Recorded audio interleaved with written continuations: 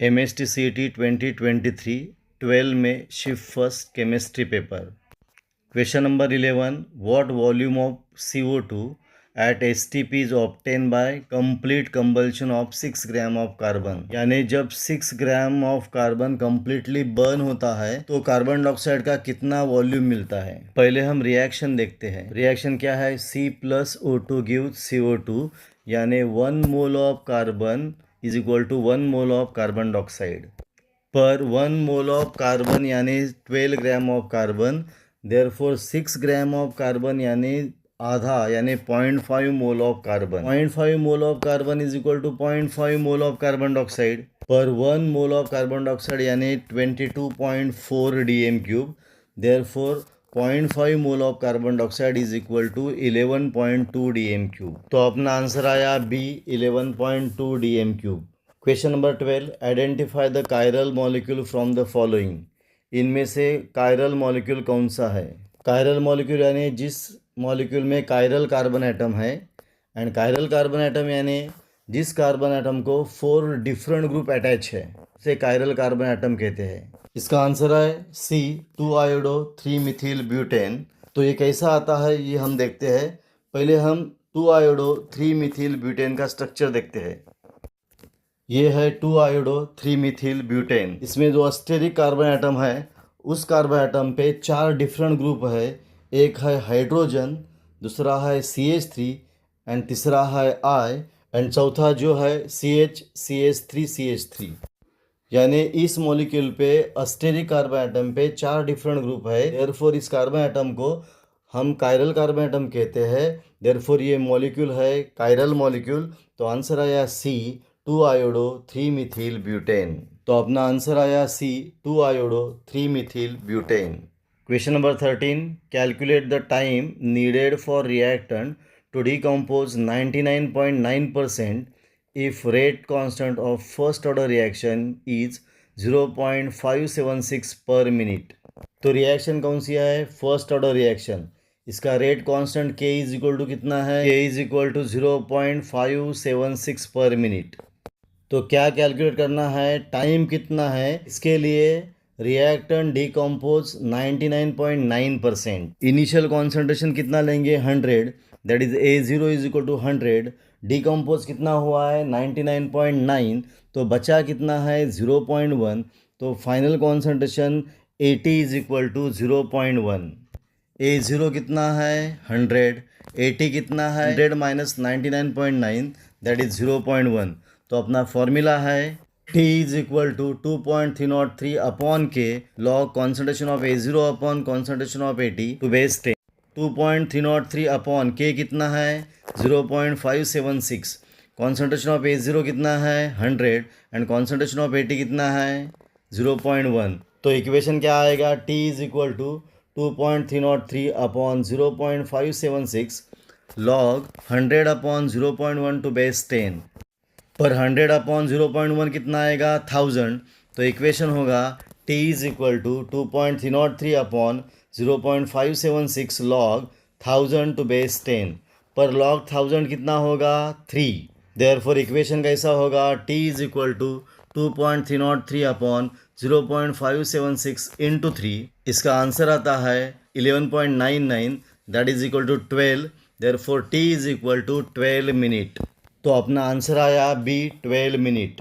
Question number 14, what is the number of moles of sp3 hybrid carbon atom in 1 mole of 2 methyl but 2 ene. यानी 1 mole of 2 methyl but 2 इन में कितने number of mole of sp3 hybrid carbon रहते हैं? Simple है, carbon carbon single bond तो sp3, carbon carbon double bond तो sp2, carbon carbon triple bond तो sp। तो पहले हम 2 मिथिल ब्यूट 2 इन का स्ट्रक्चर देखते हैं। ये है 2 मिथिल ब्यूट 2 इन। इसमें बीच वाले कार्बन एटम में डबल बॉन्ड है, लेकिन टर्मिनल कार्बन एटम पे सब सिंगल बॉन्ड रहता है। इसलिए जो टर्मिनल पे 3CH3 ग्रुप है, इसमें कार्बन एटम जो रहेगा वो sp3 हाइब्रिडाइज रहेगा। देयरफॉर 2 मिथिल ब्यूट 2 इन में 3 carbon atoms are sp3 hybridise. Therefore इसमें 3 mole of sp3 hybrid carbon atom मिलेगा। तो आंसर आया B3। Question number 15, identify major product A in the following reaction. Reaction दिया है 3 bromo 2 methyl pentane on reaction with alcoholic KOH gives A। तो major product A क्या है? पहले हम 3 ब्रोमो 2 मिथिल पेंटेन का स्ट्रक्चर देखते हैं। ये है 3 ब्रोमो 2 मिथिल पेंटेन। ये किसके साथ रिएक्ट हुआ है? अल्कोहलिक KOH एंड हीट दिया है। तो क्या होगा? It undergoes elimination of hydrogen, कहाँ से? बीटा कार्बन एटम से, and halogen that is Br, कहाँ से? Alpha carbon atom, and form carbon carbon double bond that is alkene. This reaction is called as dehydrohalogenation reaction और beta elimination. तो major product मिलेगा 2 methyl pent 2 इन। तो अपना answer आया B, 2 methyl pent 2 ene. Question number 16, for the reaction CO plus half O2 it gives CO2, which of the following equation is correct at constant temperature T and pressure P। Reaction दिया है CO plus half O2 gives CO2, तो इस reaction के लिए कौन सा equation correct है at constant temperature and pressure? तो अपना रिलेशन है delta H is equal to delta U plus delta NgRT। और डेल्टा N क्या रहेगा? प्रोडक्ट के मोल 1 एंड रिएक्टेंट के मोल कितने हैं? 1 plus half that is 1 plus 0.5 that is 1.5। तो delta N is equal to product के मोल 1 माइनस रिएक्टेंट के mole 1.5 that is equal to minus 0.5। Therefore delta Ng is equal to minus 0.5। तो formula क्या है? Delta H is equal to delta U plus delta NgRT। तो delta Ng is equal to product के mole that is 1 and reactant के mole that is 1 plus 0.5 यानी 1.5। Therefore 1 minus 1.5 कितना आएगा? Minus 0.5।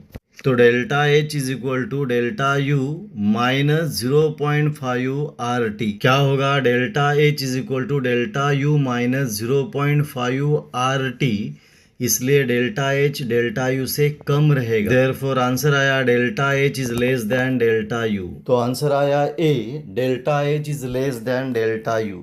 Question number 17, identify the example of 0 dimensional nano structure from following. पहले 0 dimension यानी all 3 dimension are in nano scale, यानी अगर तीनों डायमेंशन नैनो स्केल में रहता है तो उसे 0 डायमेंशनल नैनो स्ट्रक्चर कहते हैं। और उसके एग्जाम्पल है nano particle, quantum dots, nano shell, nano ring, micro corpuscles. तो अपना आंसर आया quantum dots. Question number 18, what is pH of solution containing 50 ml each of 0.1 molar sodium acetate and 0.01 molar acetic acid। दिया क्या है? pK value of acetic acid is equal to 4.5। इसमें क्या दिया है? concentration of salt that is sodium acetate is 0.1 and concentration of acid that is acetic acid is 0.01 molar and pK value of acetic acid दिया है 4.5। तो अपना formula है pH is equal to pKa plus log concentration of salt upon concentration of acid to base 10। Therefore pH is equal to pKa की value दी है 4.5 plus log concentration of salt दिया है 0.1 upon concentration of acid दिया है 0.01। तो equation होगा pH is equal to 4.5 plus log 0.1 upon 0.01 to base 10। पर 0.1 upon 0.01 is equal to 10। Therefore pH is equal to 4.5 plus log 10। पर log 10 कितना है? 1। Therefore pH is equal to 4.5 plus 1 is equal to 5.5। तो अपना answer आया D, 5.5।